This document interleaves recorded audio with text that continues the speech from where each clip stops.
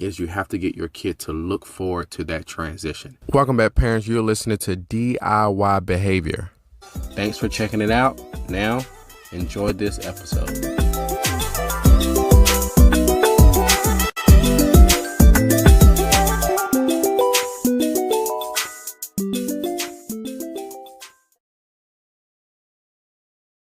A common parenting issue is when summer is over and your kid does not want to go back to school, which then makes the school drop off full of crying, protesting, screaming, or any other behavior to express that they don't want to go back to school. This could even apply for kids who change schools or infants and toddlers who are in daycare.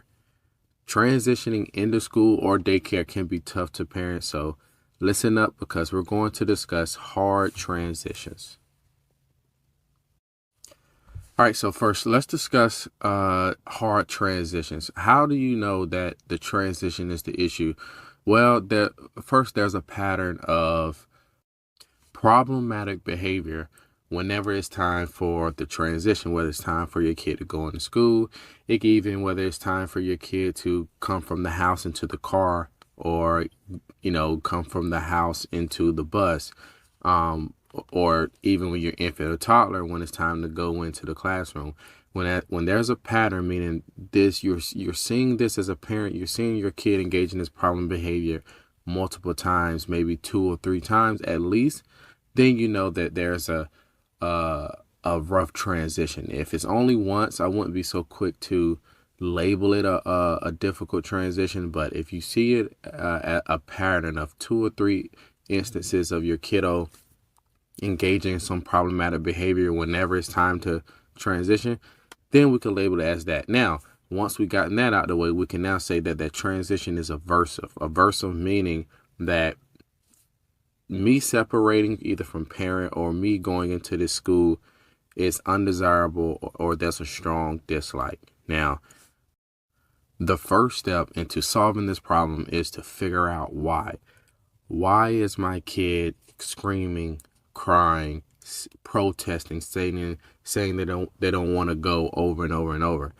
Now, there's a few ways you can go to figure this out. If it's your child getting dropped off into school, you can ask the teacher what's going on right at the beginning. You can even ask your kid why they don't want to go into school. But just take note that your kid may give some accurate information, they may not. So not only ask them, but ask teacher, ask principal, ask anyone who is in the drop-off area or is coming in contact with your kiddo in the beginning area. If your kiddo is in daycare, obviously ask the daycare teacher, ask the daycare administrator. You can even look at cameras, but figuring out why. Is it a certain teacher that your child is not looking forward to? Is it because it's a noisy environment, especially for our infants and toddlers? It can be they're transitioning into a very loud environment that they're not looking forward to. And then not only do we pick up on the routine, the child picks up on the routine as well. So is it a certain peer? For our older crowd, it could be someone they're not looking forward to come in contact with. It could be bullying, it could be teasing, it could be many reasons. Now, if you figure out why, and these are the issues, obviously you don't have to go into extreme measures to fill out to solve this problem. Meaning you can have a conversation with the parent or the teacher to try to modify. You can maybe have a preferred teacher come out and get your kiddo. You can ask if your kid can go to another homeroom. That could solve the problem more simple, where there's not a lot of effort. Now, if all of that checks out and it is none of that, and it's simply just your child separating from you, then the main way that you can figure this out or solve this problem is you have to get your kid to look forward to that transition. Right now, your kid is not looking forward to this transition, and the buildup of it is in the anticipation of being dropped off. It's not only making it worse for them, but I'm pretty sure as a parent, it's making it worse for you. So you have to find ways to get your kid to be motivated or to look forward to this transition. The main way by doing this, what we call pairing. You have to pair this transition with something really enjoyable, meaning you have to get this you have to create an association of this aversive drop off with something enjoyable.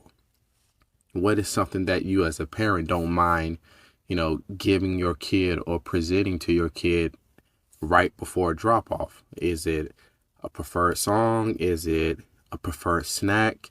Is it a preferred toy that they can carry in with them? If you're in school and you sort of talk with the teacher, you can, maybe have, a preferred teacher who they enjoy come out and meet them at the door.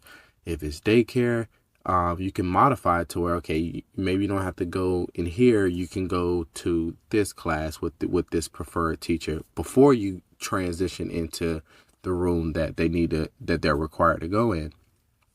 Whatever it is, you need to just pair. There's not one way that you can pair the transition with something enjoyable.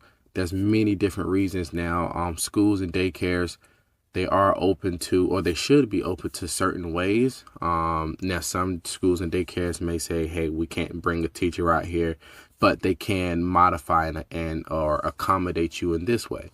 But you have to make that transition enjoyable. Now, you as the parent going into school, you can, maybe tell them they can bring the toy and put it in their book bag if it's a preferred toy item that they like, right? Just pair that transition with reinforcement, pair that transition with something enjoyable.